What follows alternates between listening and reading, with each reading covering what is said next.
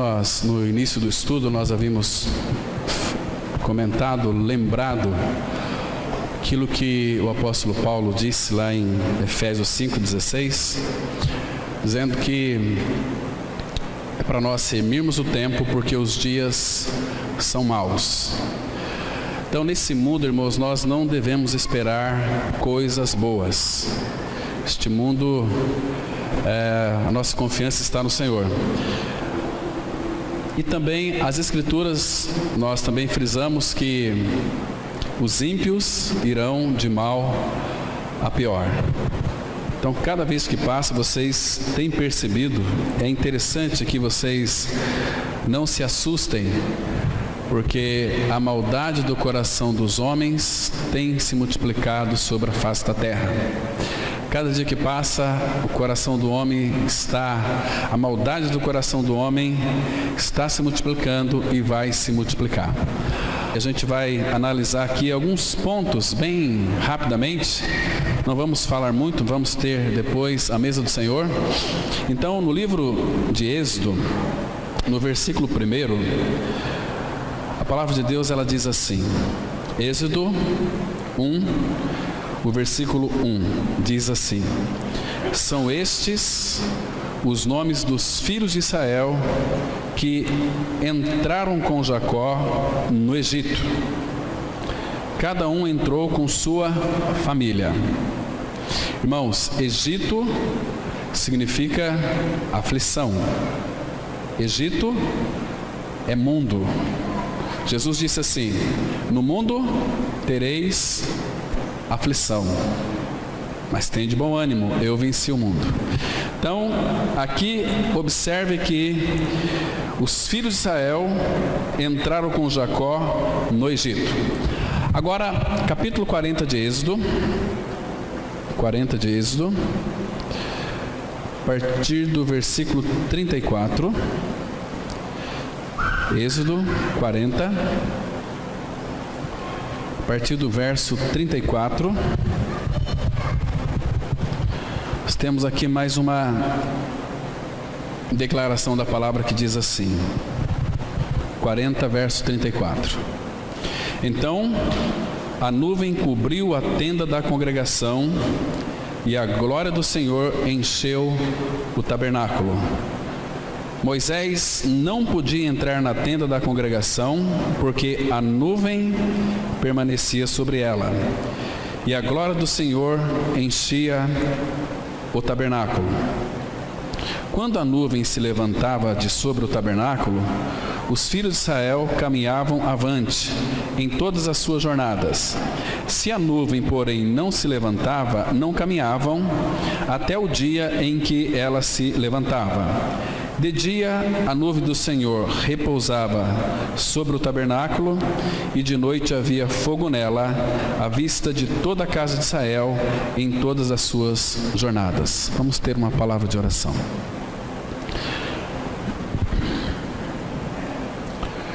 Nosso Pai, te damos graças pela Tua palavra que está aberta.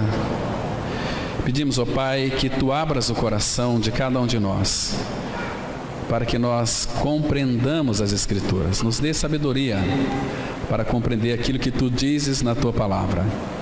Pai, nós temos plena convicção de que nós estamos pisando num solo santo, que é a Tua palavra. Nós estamos com reverência e santo temor, sabendo e reconhecendo que não há em nós nenhuma capacidade para falar de assuntos tão contundentes, tão celestiais. Só mesmo Teu Espírito, Pai, usando o nosso coração, a nossa boca para falar, nossos ouvidos para receber a Tua palavra, é que então nós seremos edificados. Essa verdade, ela tem um poder muito grande de nos regenerar e também de nos edificar, ó Pai. Ela é lâmpada para os nossos pés e luz para os nossos caminhos. Ministra, Pai, queremos ouvir a Tua voz. Em nome de Teu Filho Jesus, nós entregamos esse tempo que vamos ficar aqui meditando, refletindo na Tua Palavra. Em nome dele nós oramos. Amém. Irmãos, conforme nós lemos aqui no capítulo 1 de Êxodo, nós vimos aqui que este livro, ele começa mostrando para cada um de nós que a família de Jacó, o povo de Israel, estava entrando no Egito. E aqui em Êxodo 40, nós vemos então a glória do Senhor sendo manifesta no povo de Israel. Irmãos, Êxodo, se a gente ler com bastante cuidado, ele começa com o Egito e ele vai terminar aqui com a casa de Deus.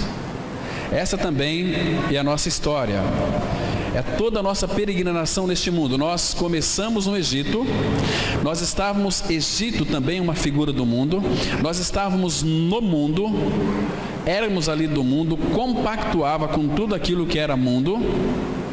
Mas então o Senhor, Ele nos libertou desse cativeiro. Então, irmãos, esse é o meu, é o teu, é o nosso chamamento. Nós fomos chamados do Egito, do mundo, né, para sermos casa de Deus. Em todo o tempo, em todas as Escrituras, desde Gênesis até Apocalipse, o nosso chamado é um só, é do Egito para a casa de Deus. Então, irmãos, eu sei que não é o desejo também, eu quero que vocês me escutem com bastante cuidado, para nós não nos perdermos depois neste emaranhado de informações evangélicas que estamos recebendo hoje, das mais diversas fontes. Interessante que o apóstolo João, ele diz para nós provarmos os espíritos, porque nem todo o espírito procede de Deus. Temos que provar os espíritos. E a única maneira de nós, então, provarmos esses espíritos é pelo escrutínio das Escrituras Sagradas. É nós verificarmos como aqueles irmãos de Bereia que receberam a palavra com toda avidez, mas eles examinavam dia a dia para ver se de fato as coisas eram assim. Senão você começa a ouvir, receber muitas coisas, e muitas vezes nós recebemos muitas informações que se parecem com a verdade, porque essa é uma das táticas do inimigo, é colocar no nosso meio coisas e pensamentos que se assemelham à verdade, mas são notas falsas, né? O que se parece com a verdade? É algo que se assemelha com a verdade. Então temos que tomar muito cuidado, né? Nós temos que ler aquela carta de Hebreus de joelhos, pedindo que o Espírito Santo então nos exorta para que a gente possa ali ver todas as admoestações, todas as advertências sobre o perigo de nós tirarmos os nossos olhos da centralidade de Cristo.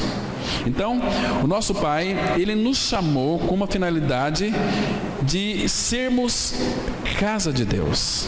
A igreja é casa de Deus. Não que este templo aqui, cheio de vidros, de telhados, de tijolos, seja a casa de Deus. Isso aqui não é casa de Deus.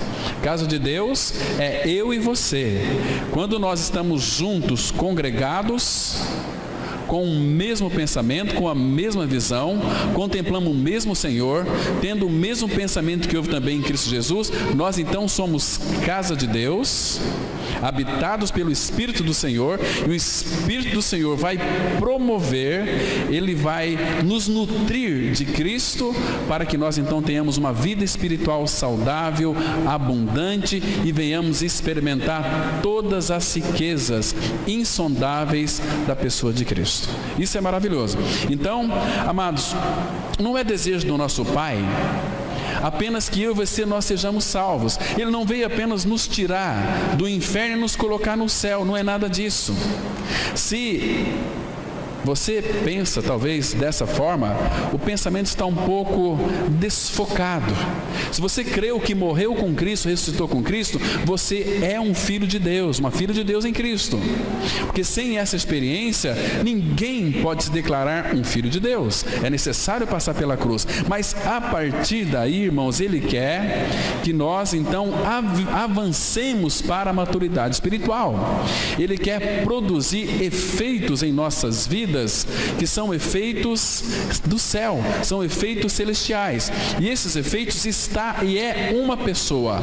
Ele fez um feito notável na cruz para que removesse o pecado de nós. A obra da cruz, ela foi fundamental na nossa vida, porque sem a obra da cruz nós permaneceríamos no nosso pecado. Então, como que nós podemos ter a certeza que fomos justificados? É porque Cristo ressuscitou para a nossa justificação. A ressurreição de Cristo foi para afiançar diante do Senhor que nós fomos justificados. Ele ressuscitou por causa da nossa justificação. Fomos justificados. Mas agora, uma vez que nós nascemos de novo, que somos filhos de Deus em Cristo Jesus, o que Ele quer?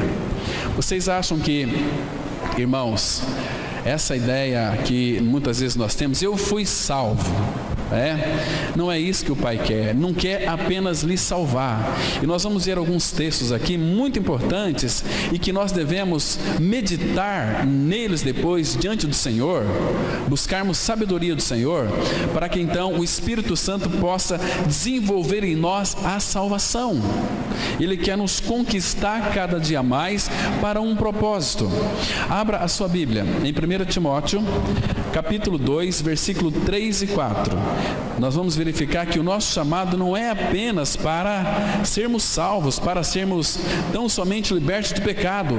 É muito mais do que isso, irmãos. É muito mais do que isso. Então, 1 Timóteo, capítulo 2, versículo 3 e 4, ele diz assim, vamos ler com bastante atenção, meditando naquilo que nós estamos lendo. Ele diz assim, olha, 1 Timóteo 2:3, isto é bom e aceitável diante de Deus nosso Salvador, o qual deseja que todos os homens sejam salvos. Percebe? Então, o desejo do Pai é que nenhum homem, nenhuma mulher venha se perder, que todos sejam salvos, mas não para aí, e cheguem ao pleno conhecimento da verdade. Está vendo que nós somos chamados para uma vida de maturidade espiritual. A salvação, ela é o primeiro passo na vida cristã. A obra da cruz, ela nos liberta do nosso pecado, é a chave que vai abrir tantas outras portas, para que então o Espírito Santo possa trabalhar em nós, um povo que fomos libertos, que fomos salvos. Agora, irmãos, nós sabemos, eu e você, que nós ainda não cheguemos a um conhecimento pleno do nosso Senhor. Porque vocês se lembram o que Cristo disse? Eu sou o caminho, a verdade e a vida. Então, Ele é o caminho, todos nós estamos nesse caminho. Estar no caminho é estar nele, estar em Cristo. Estando em Cristo, nós estamos no caminho, e nesse caminho é um caminho eterno. Ele é a eternidade. 1 João 5,11 vai dizer o seguinte, olha, e o testemunho de Deus é esse, que Deus nos deu a vida eterna, e essa vida está no seu Filho. Quem tem o Filho tem a vida, quem não tem o Filho de Deus não tem a vida. Então, Cristo é a nossa vida. Ele vai dizer lá em João, capítulo 10, versículo 28, eu lhes dou a vida eterna. Ele é a vida eterna, Ele é a ressurreição e Ele é a vida. Ele é o pão, é o nosso alimento. Cristo é o nosso tudo. Então, Ele é a eternidade. Então, Ele é o caminho. Quando nós, então, estamos andando no Senhor, nós estamos andando em um caminho eterno. Eu sou o caminho. E quanto mais nós estamos em Cristo, andando por esse caminho, nós vamos cada vez mais descobrindo toda a verdade. Porque Ele é o caminho e a verdade. Mas interessante que não para aí, irmãos. E Ele também é a vida. Isso que é fundamental. Isso que torna o cristianismo vibrante. Porque um cristianismo que não expressa a vida de Cristo é pura religião. é puro catolicismo, é puro crentes, é puro evangélicos. Não são homens e mulheres que expressam a vida de Cristo. Cristo sendo nossa vida, então, primeiro, é estar nesse caminho, vamos conhecendo a verdade, entrando cada vez mais nessa vida. O Espírito vem à medida do nosso desejo. O nosso desejo de Cristo, o Espírito Santo está com todos os requisitos, com toda a suficiência celestial que está nessa pessoa, para que então, passo a passo, a gente vai descobrindo Cristo, porque Ele é o Evangelho das riquezas insondáveis. O nosso Senhor é muito rico, existem nele encapsulado riquezas profundas de sabedoria, de conhecimento. Então, a vida do cristão é conhecer a Cristo. Quando nós conhecemos a Cristo, mais nós estamos agradando ao Pai. Lembra que ele disse, lá em João 17,3, a vida eterna é essa, que te conheçam a ti, o único Deus verdadeiro, e a Jesus Cristo a quem tu enviaste. Então, irmãos, nós temos uma vida eterna inteira para conhecer o Senhor. E sabe quando é que nós vamos conhecê-lo plenamente? Nunca. Porque nunca que uma criatura pode conhecer aquele que é infinito, aquele que a sua glória enche terra, céus e mar. Vocês imaginam, irmãos, que qual é a nossa capacidade para conhecê-lo? Então, Ele se permite a deixar ser conhecido por nós, porque Ele veio ao nosso encontro, Ele veio nos buscar. Mas muito mais do que isso, irmãos, não se iludam que Ele veio só apenas nos buscar. Ele veio nos buscar, sim, tirar nós do pecado, do tremedal de lama, mas Ele veio para ter relacionamento conosco. Ele nos ama tanto que colocou em mim e você a sua vida, para que então nós nunca mais venhamos a perecer, para viver uma vida de relacionamento com Ele. Percebe isso, irmão? Isso é maravilhoso. Então, Ele não veio só para nos salvar, mas o objetivo do Pai aqui é que todos cheguem ao pleno conhecimento da verdade. Então, o que nós temos que conhecer? O versículo 5 diz assim: porque há um só Deus e um só mediador entre Deus e os homens, Cristo Jesus, homem. Quem que nós temos que conhecer aqui? Qual é esta verdade que temos que conhecer? Deus o Pai, Deus o Filho, Deus o Espírito. Esse é o propósito de toda a nova criatura. Irmãos, mas para nós chegarmos a esse conhecimento aqui, nós, nesse caminho da cruz, na qual nós voluntariamente decidimos seguir o Senhor, é necessário nós sermos renovados, ter a nossa mente renovada diariamente. Você tem buscado isso diante do Senhor? Que o Espírito renove a sua mente? A palavra, ela diz assim, irmãos: não vos conformeis com este mundo, mas transformai-vos pela renovação da vossa mente. Então, o que é a renovação da mente? A minha mente foi renovada hoje pela manhã. Amanhã pela manhã eu vou acordar, eu vou diante do Senhor, pedindo que o Pai, pelo seu Espírito, renove a minha mente, para que o meu pensar seja um pensar celestial, porque eu sou um cidadão do céu, sou um homem ou uma mulher de Deus. Então, os meus pensamentos têm que ser pensamentos celestiais. Os meus pensamentos sendo celestiais, eu vou buscar as coisas lá de cima, não as que são aqui da terra, porque eu morri e a minha vida está escondida com Cristo em Deus. Entende? Quem vai fazer isso é o Espírito Santo, não só nos regenerando, mas nos renovando. Aqui, Tito, no capítulo 3, Tito, capítulo 3, observe, irmãos, que texto maravilhoso. Tito capítulo 3, do versículo 4, vamos ler até o 6, que diz assim a palavra de Deus. Olha só que texto mais precioso. Acompanhe comigo, Tito 3, verso 4 em diante. Quando, porém, se manifestou a benignidade de Deus, nosso Salvador, e seu amor para com todos. Olha aqui o amor de Deus. Ele te ama com um amor incondicional. Então esse amor já foi manifestado. Aquele que foi manifestado em carne, nosso Senhor Jesus Cristo, o Verbo se fez carne. Ele colocou sua tenda no meio de nós, sua morada no meio de nós, o seu tabernáculo no meio de nós, né? Então, nosso Salvador, seu amor para com todos. Olha o versículo 5: não por obras de justiça praticadas por nós, mas segundo a sua misericórdia, Ele nos salvou mediante o lavar regenerador.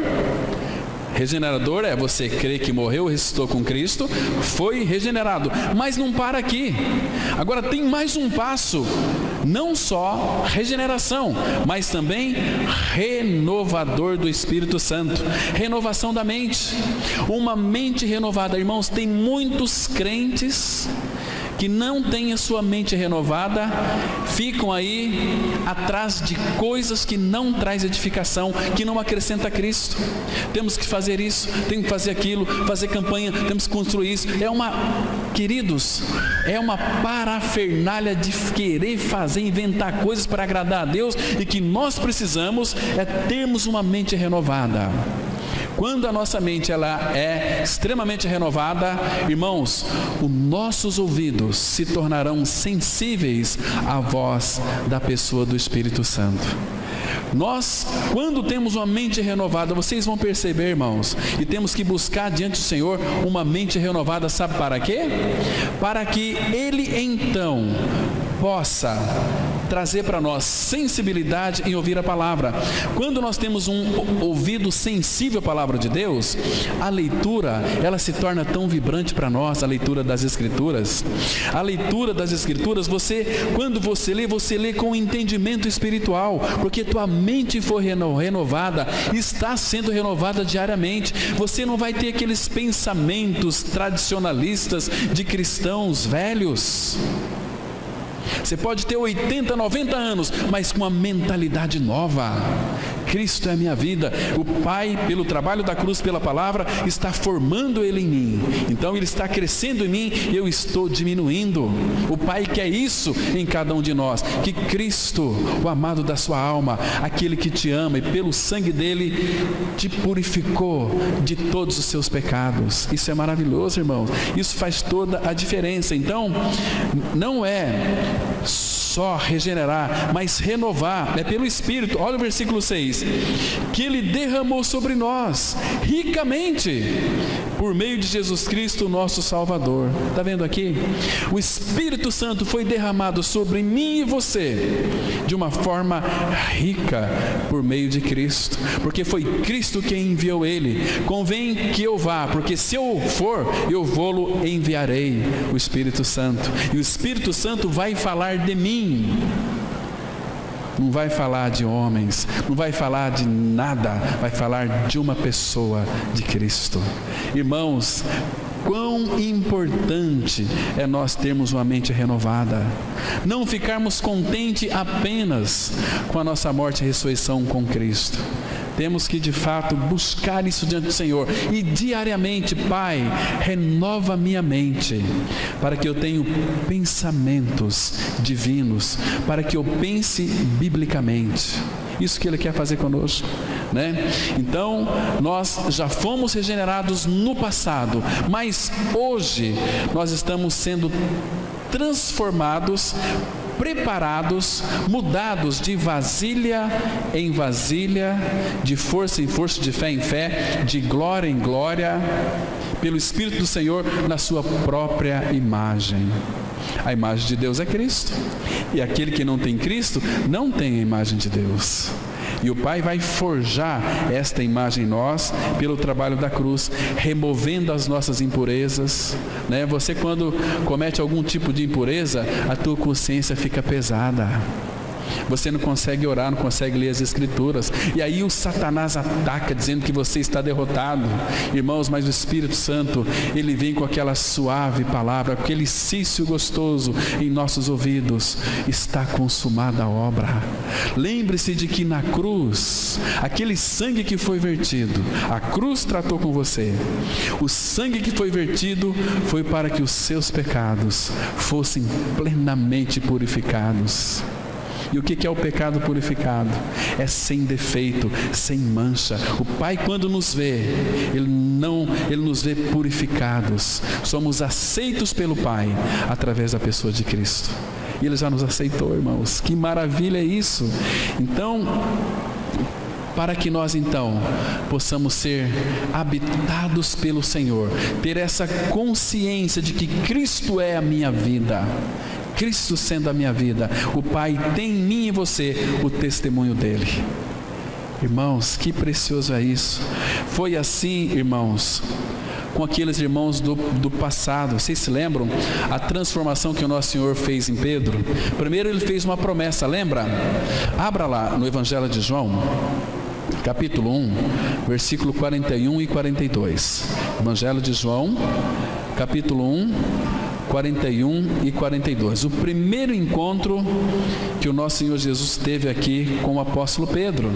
Então, esse também é um encontro que Ele tem comigo e com você.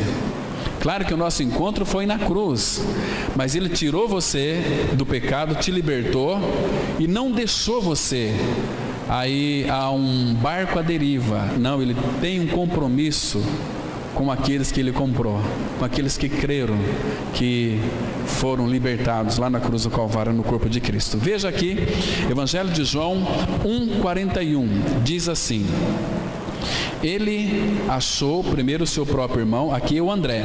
Então ele achou primeiro o seu próprio irmão Simão, a quem disse: achamos o Messias, que quer dizer Cristo. Irmãos, que lindo isso aqui. Eles acharam o Messias. Não é que eles procuraram o Messias, é que o Messias os encontrou. O Deus dos Hebreus nos encontrou. Achamos o Messias. Por quê? Porque Ele quis ser achado, né? Agora veja aqui, versículo 42.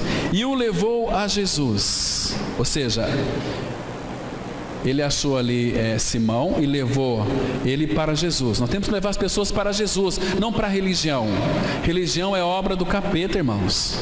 Deus não tem compromisso com religião, palavra da cruz, católico, evangélico, não tem compromisso com isso aí. Tem compromisso com a palavra dele, com vidas. Veio buscar e salvar o que se havia perdido. Ele veio para que nós tivéssemos vida e vida em abundância. E muitos não têm gozado dessa vida de Cristo, dessa paz de Cristo, dessa alegria de Cristo, deste amor de Cristo.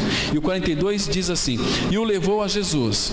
Olhando Jesus para ele, disse, agora presta atenção, olha o que o Senhor Jesus disse para Simão: tu és Simão, filho de João. Vocês sabem, irmãos, que Simão, naquela época, segundo alguns historiadores, era um nome inexpressivo. João é um nome assim, por exemplo, igual lá em Portugal, Joaquim Manuel. Ô Joaquim, tem um monte de Joaquim. Ô Manuel, um monte de Manuel. Metade do país é Joaquim, metade do outro país é Manuel. Ô Maria, pessoas assim inexpressivas, pessoas com nomes comuns. Então Jesus disse para Simão: tu és Simão, filho de João. Tu és Simão, filho de Zé Ninguém. Mas, olha aqui, tu serás. Ele era ninguém, mas tu serás chamado Cefas, que quer dizer Pedro. Se vocês lerem o Evangelho sobre esse prisma, vocês vão verificar que o trabalho que o Senhor Jesus efetuou na vida de Pedro, lapidando Pedro, para que Pedro então fosse aquela coluna, aquele baluarte da casa de Deus, o apóstolo Pedro, né? Então esse é o trabalho de Pedro, é o trabalho que ele faz em nós também, é um trabalho de edificação, porque, irmãos, uma vez que fomos regenerados em Cristo Jesus, nós não somos mais um grupo de pessoas pertencentes a este mundo. Nós somos hoje então casa de Deus.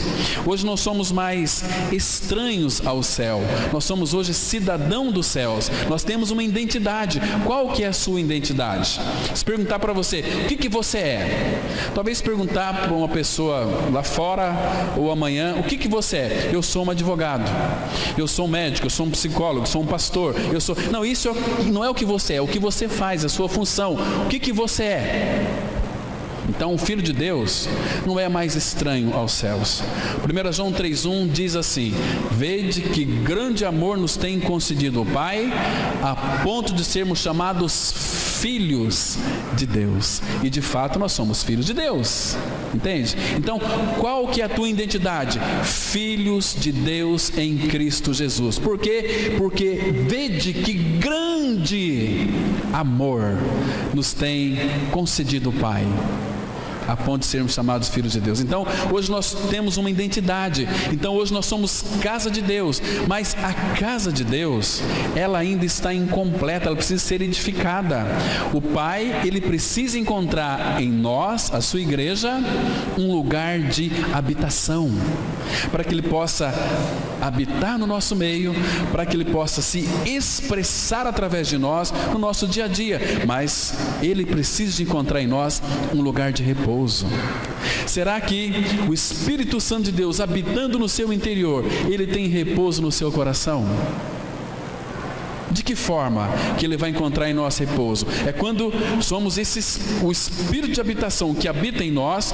Quando é que ele vai encontrar repouso em nós? É quando nós andemos segundo a vontade do Pai. É quando nós andemos segundo o Espírito. Gálatas 5. Agora, quando nós andamos pela vida da nossa alma, pelas nossas vontades, pelos nossos querer, o Espírito Santo não encontra repouso em nós. Ele não pode atuar em nós. Lembra que aquele povo lá em Gênesis 6, Deus disse: o meu Espírito não agirá para sempre no homem. Por quê? Porque este é carnal. Uma vida carnal é uma vida que é dirigida pela sua própria vontade. Não, eu faço isso, eu quero isso, hoje eu não vou, eu não quero. E assim é um homem que é um crente carnal. Agora, alguém que o Espírito possa encontrar repouso é aquele homem, aquela mulher que é dirigido pelo Espírito. Se estamos no Espírito, andemos também no Espírito. Mas de que maneira que é isso? Porque, irmãos, o Espírito Santo não pode dirigir ninguém que é cheio de si mesmo. E nós, por natureza, nós somos arrogantes. Nós temos uma natureza, irmãos, perigosa, terrível. Nós temos uma aparência de pessoas boas, mas nós somos ruins por natureza. Então, o que o Espírito Santo faz? Ele prepara um corpo no ventre da Virgem para o Senhor Jesus. Ele nasce, então ele vai para a cruz depois, com uma finalidade de tirar essa natureza nossa adâmica, crucificando-a lá na cruz, dando um cabo nela de uma vez por todas, entende? Então aí o Espírito Santo pode nos guiar continuamente. Ele só vai guiar aquele que morreu com ele, né? Isso é muito interessante. Então nós vamos ser edificados casa de Deus. Hoje nós não somos mais do mundo, somos homens e mulheres que somos concidadão dos santos, não somos mais estrangeiros, somos estrangeiros neste mundo, mas no céu não. Abra a sua Bíblia em Efésios capítulo 2. Olha que texto maravilhoso nós encontramos aqui, irmãos. Efésios 2, dos versículos 19 até o 22. Olha que preciosidade nós podemos ler aqui, graças ao Senhor, porque está escrito, é a palavra de Deus, que Ele está trabalhando na edificação do corpo de Cristo, da vida da igreja. Efésios 2, a partir do verso 19, diz assim: assim já não sois estrangeiros e peregrinos, mas concidadão dos santos e sois da família de Deus. Família de Deus não é família terrena, é família celestial.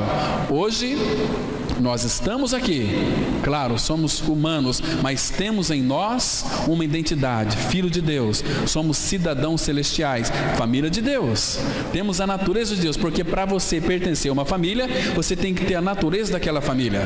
Então a nossa natureza hoje é natureza celestial, natureza divina. Vocês estão me compreendendo?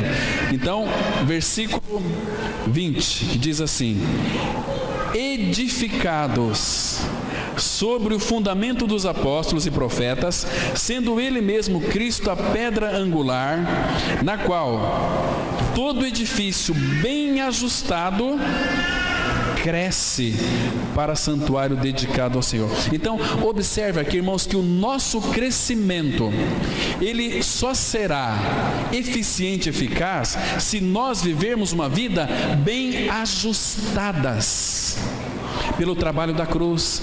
As nossas arestas pontiagudas, pela obra da cruz, o Espírito vai cortar isso de nós, para que nós então sejamos pedras justas postas. Para quê? Olha só aqui, versículo 22, no qual também vós juntamente, está vendo aqui? Ninguém pode crescer isoladamente, é juntamente estáis sendo edificados para a habitação de Deus no Espírito.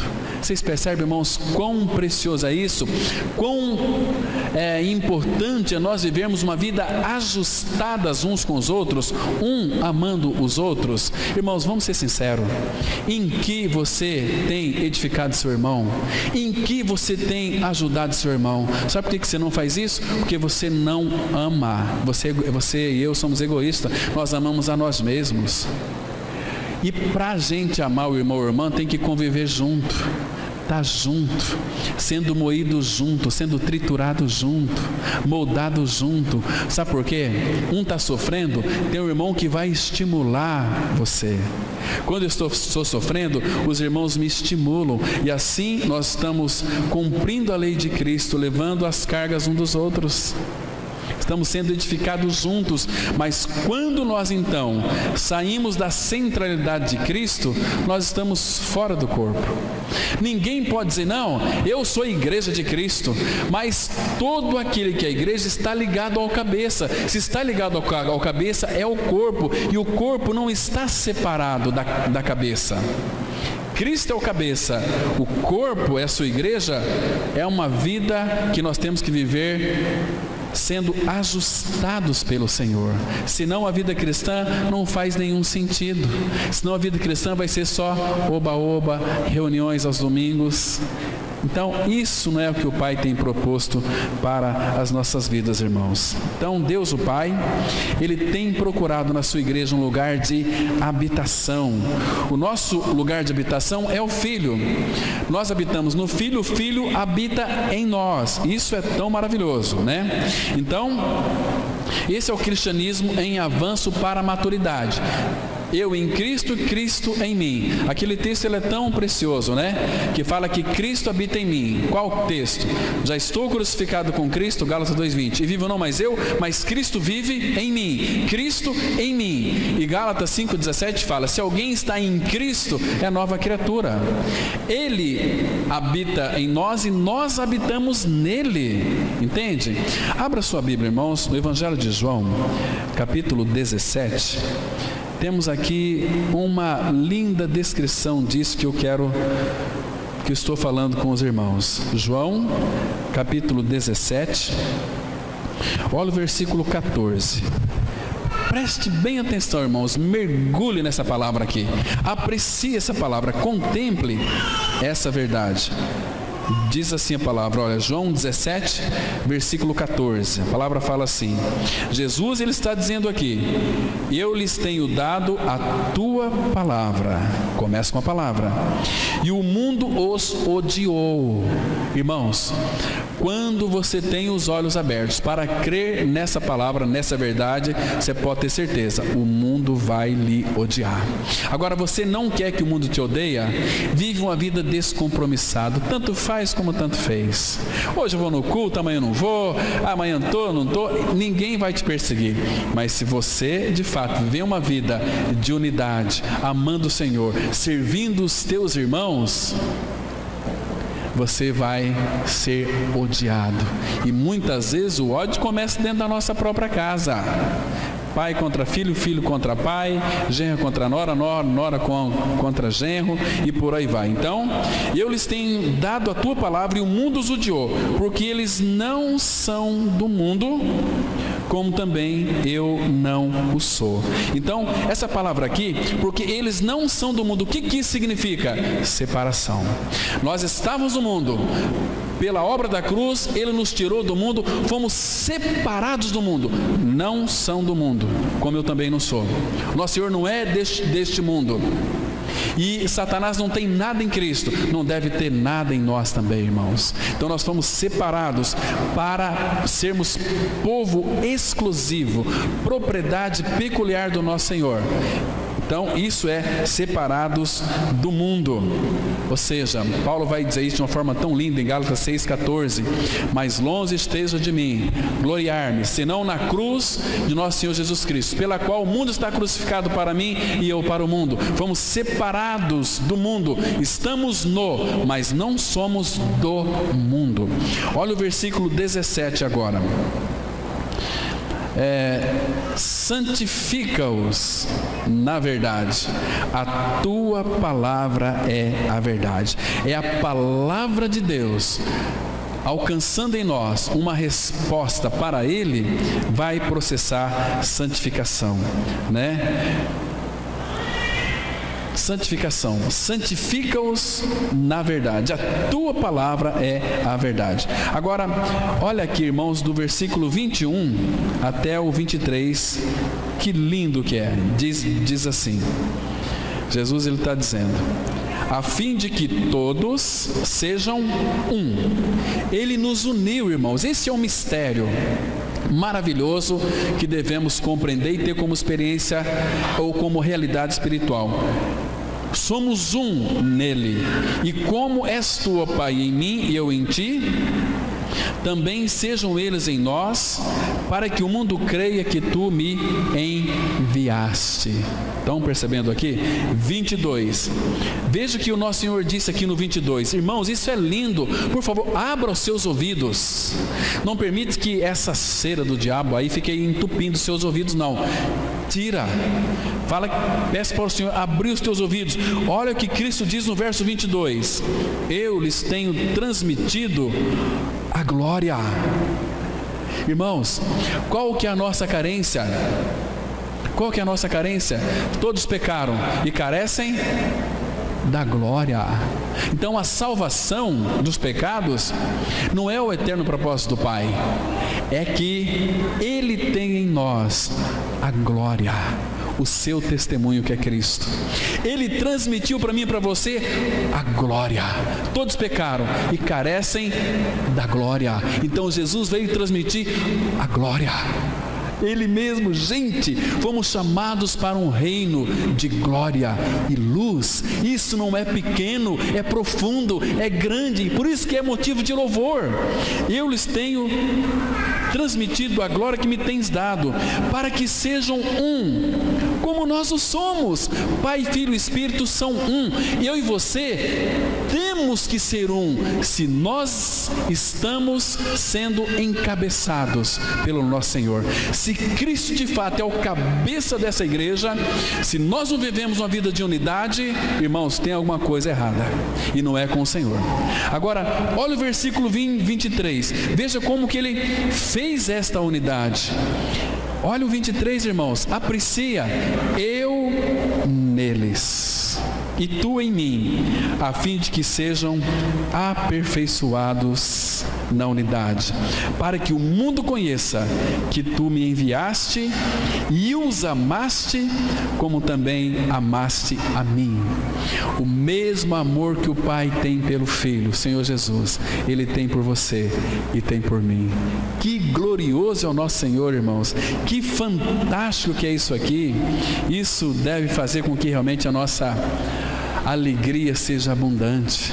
Não dá para nós sermos menos do que isso, alegres, felizes e sempre festejando, celebrando o Senhor. Mas neste mundo mau, sim, nós não pertencemos a este mundo. O nosso reino é o reino de alegria, justiça e paz. É o reino completo, é um reino pleno para o qual nós fomos chamados, estamos inseridos, fazemos parte na sua totalidade. Que maravilha isso. Mas, irmãos, nós não podemos nos esquecer que tudo isso teve um alto preço.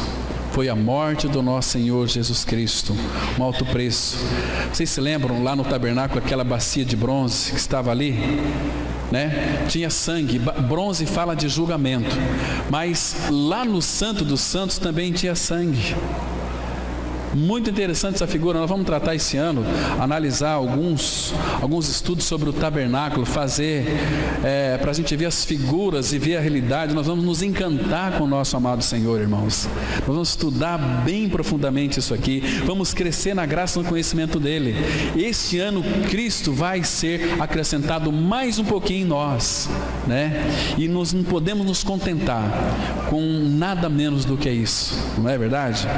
Então, na bacia de bronze havia aquele sangue, e lá na arca também tinha um sangue lá da expiação, né? Que é o Santo dos Santos, que o sumo sacerdote não podia entrar lá se não tivesse ali o sangue. Irmãos, agora vejam a beleza do tabernáculo, que é uma figura da igreja, uma figura da realidade que nós temos hoje. Agora, com a realidade do Santo dos Santos, o tabernáculo era uma figura. Ali a gente tem muitos detalhes que a gente não vai ver aqui hoje, mas observa hoje a realidade do Santo dos Santos.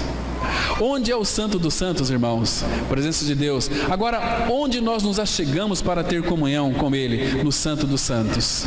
Aonde que Deus habita? É o Santo dos Santos. É no seu Espírito, no Santo dos Santos. O teu Espírito que foi regenerado e a habitação de Deus Pai, de Deus Filho, de Deus Espírito, é o lugar sagrado, é o Santo dos Santos. Por isso que você é um santo, por isso que você é uma santa. Você tem comunhão com Ele no seu Espírito, e esse Espírito é a lâmpada do nosso Senhor. Tão maravilhosa essa figura, irmãos, tão lindo isso aqui. Agora, Jesus, Ele fez o caminho do Santo dos Santos. Ele é o nosso representante que entrou por nós. Ele entrou lá primeiro. Abra em Hebreus 9, versículo 24. Olha que coisa mais preciosa. Irmãos, a palavra de Deus, ela é tão linda, ela é tão cheia de vida. Hebreus 9, 24. Primeiro, quem fez esse caminho hoje do Santo dos Santos é o nosso Senhor. Veja aqui, Hebreus 9, versículo 24. Olha o que a Bíblia está dizendo. Olha que precioso. Hebreus 9, 20, a palavra diz assim: porque Cristo não entrou em santuário feito por mãos. Nós entramos aqui nesse santuário que é feito por mãos, mas Cristo não entrou, né? Figura do verdadeiro, porém no mesmo céu, para comparecer agora por nós diante de Deus. Irmãos, eu quero que você olhe bem para mim aqui, escute com bastante atenção. Jesus, segundo Hebreus 6, vai dizer que Ele é o nosso precursor, que fez o caminho primeiro. A cabeça entrou, nós somos o corpo, né? O cabeça da igreja, que é Cristo, está nos céus. E Ele entrou lá com o sangue dele para comparecer agora não por ele, mas por mim e por você, por nós, diante de Deus. Então Jesus aqui, ele é o nosso representante, que entrou primeiro. Vocês se lembram que quando ele disse lá em João 14, olha, eu vou, mas eu vou preparar lugar para vocês. Então o Senhor Jesus, ele está diante do Pai, trabalhando. Qual é o ofício do nosso Senhor Jesus diante do Pai? Ele está exercendo lá, sumo sacerdote, ele está reinando. Essas duas funções que lhe cabe muito, muito bem, diz o profeta Zacarias. Então, ele está trabalhando, está preparando lugar para a sua noiva, está nos representando. Ele enviou o Espírito nos corrige, o Espírito, ele começa a tirar de nós as impurezas pelo trabalho da cruz, mas ele está preparando um lugar lá para nós. Então, mas só que hoje, pela fé, porque ele entrou com o sangue dele, nós podemos entrar no Santo dos Santos. Aí, Hebreus capítulo 10, versículo 19, olha o que a Bíblia diz. Porque quando Jesus, ele entrou por nós, ele abriu o caminho para nós irmos à presença do Pai. Então hoje, eu e você, todos nós podemos, irmãos, ser ousados e entrar além do véu. Olha só, Hebreus 10, 19. Tendo, pois, irmãos, intrepidez para entrar no Santo dos Santos pelo sangue de Jesus. Ninguém consegue, a não ser pelo sangue, entrar no Santo dos Santos, qualquer instante. Se você é filho, esse caminho foi aberto para mim e para você. Santo dos Santos. Veja aqui, versículo 20. Pelo novo e vivo caminho que ele, Jesus, nos consagrou, pelo véu, isto é, pela sua carne, obra da cruz, pela sua morte. Aquele véu que separava nós de Deus era uma figura da carne de Cristo. Então aquele véu foi rasgado na cruz e abriu o caminho para mim e para você entrar na presença do Pai. Irmãos, que lindo é isso! Que glorioso é isso! Podemos entrar com intrepidez. Agora veja o versículo 21. Tendo grande, não um pequeno, mas um grande sacerdote sobre a casa de Deus, aproximemo-nos com sincero coração, em plena certeza de fé, tendo o coração purificado de má consciência e lavado o corpo com água pura. Guardemos firme a confissão da esperança, sem vacilar, pois quem fez a promessa é fiel. Isso é tão maravilhoso, irmãos. Que privilégio é do filho e da filha de Deus poder ter contato com o Rei dos Reis e ir no Santo dos Santos, porque não existe outro lugar de nós contatar Deus a não ser no Santo dos Santos.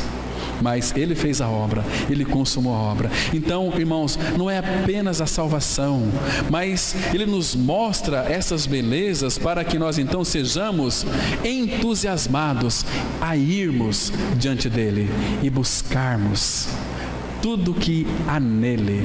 Porque, irmãos, tem tantas coisas em Cristo que nós desconhecemos. Tudo está na pessoa de Cristo e a gente perde tempo com tantas coisas. Vamos buscar coisa ali, buscar lá, não dá certo. Vamos fazer os nossos projetos, tem que ser assim, tem que ser assado, eu não concordo. E aquela briga toda. Querido, se nós olhar para Cristo, o segredo é nós olharmos para Cristo, porque tudo que eu e você precisa está nessa pessoa. Todo bem está em Cristo. Todo bem. Filemão 1, versículo 6. Olha aqui, depois aí de Tito, 1º e 2º Timóteo, Tito, Filemão. Nós temos uma coisa aqui muito interessante, um versículo precioso para nós de fato apreciarmos.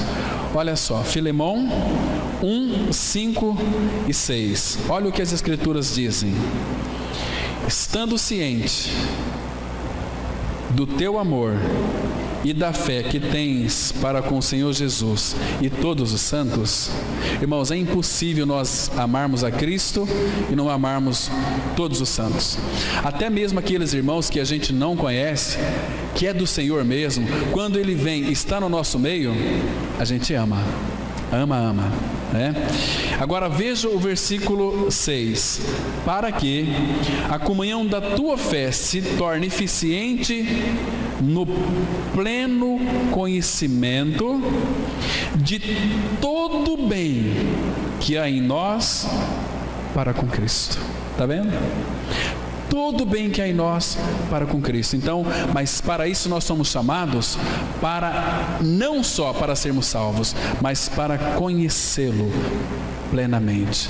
Nós estamos aqui no Egito, fomos chamados para sermos casa de Deus, e para sermos casa de Deus, precisamos ser edificados.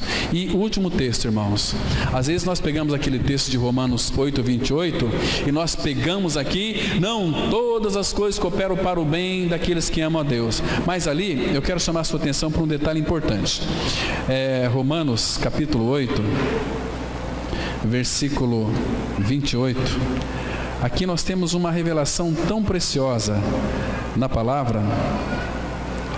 Romanos 8, versículo 28, porque o Pai, irmãos, guarde bem isso, que isso aqui é muito lindo. O Pai, Ele tem o seu propósito eterno, e no seu propósito eterno, Ele lhe chamou para participar do seu eterno propósito, né? Para você ser participante dele. Agora, veja o versículo 28. Sabemos que todas as coisas cooperam para o bem daqueles que amam a Deus, daqueles que são chamados segundo o seu propósito. Irmãos, como é que você entende esse versículo aqui? Às vezes nós entendemos assim, não, seja o que acontecer comigo, vai cooperar para o meu bem. Você está pensando errado. O propósito aqui é qual? É o bem. Sabemos que todas as coisas cooperam para o bem. O que é este bem aqui? Coopera não para o meu bem, é para o bem. Quem que é este bem? Todas as coisas neste mundo cooperam para o bem daqueles que amam a Deus, daqueles que são chamados segundo o seu propósito. Agora, o foco aqui, presta atenção, o foco aqui, irmãos, o bem aqui é o propósito, o bem é o propósito. Agora, o que é esse bem? É o Filho, é Cristo, porque todas as coisas cooperam para o bem, e aqui ele vai falar qual que é o nosso chamamento, daqueles que são chamados segundo o seu propósito. Agora olha o versículo 29, porquanto aos que de antemão conheceu, também os predestinou para serem conformes à imagem de seu Filho, a fim de que ele seja o primogênito entre muitos irmãos. Para você compreender com maior clareza esse versículo 28 aqui, você tem que ir lá para Efésios 1, versículo 10, que o 9 diz assim, desvendando o mistério da sua vontade. E o versículo 10 ele fala assim, de fazer convergir nele, em Cristo, todas as coisas cooperam para o bem daqueles que amam a Deus, daqueles que são chamados segundo o seu propósito. E o Pai, irmãos, e o supremo propósito de Deus é um só, é Cristo, é o Filho de Deus. Isso é tão maravilhoso. Mas graças ao Senhor, irmãos, que a obra já foi feita, já foi consumada, e o nosso chamado é do Egito para a casa de Deus, é para o pleno conhecimento dele. Nós estamos ainda no mundo, mas nós não somos mais deste mundo. Por quê? Porque nós morremos com nosso Senhor para este mundo. Não temos mais nada a ver com este mundo.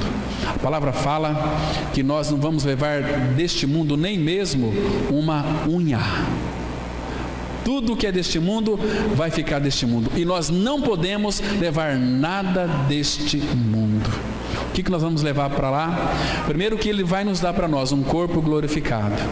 O nosso espírito já foi regenerado. Agora Ele está trabalhando para ganhar você, a tua alma, que é tão complicada, que é tão problemática, que é tão cheia de nhenhenhé, né? Então, pelo trabalho da cruz, ele vai conquistar.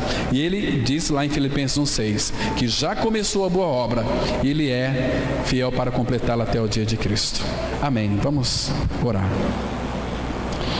Nosso Pai, obrigado porque teu chamamento para cada um de nós é um chamamento celestial, ascensional. Obrigado, Pai, porque a nossa vocação é uma vocação celestial. Nós louvamos e agradecemos ao Senhor, porque fomos chamados para uma vida contigo, uma vida com o teu Espírito, uma vida com o Filho, a comunhão do seu Filho Jesus Cristo. Ó Pai, que nós possamos neste ano estar desfrutando das riquezas insondáveis da pessoa de Cristo. Eu sei que o Senhor tem muito para nos dar, então revela através da sua palavra. Pai, coloca desejo em nosso coração, para que então nós sejamos neste ano homens e mulheres maduros, que possamos, ó Pai, estar neste caminho da maturidade, no caminho da perfeição. Em nome de Cristo nós oramos. Amém.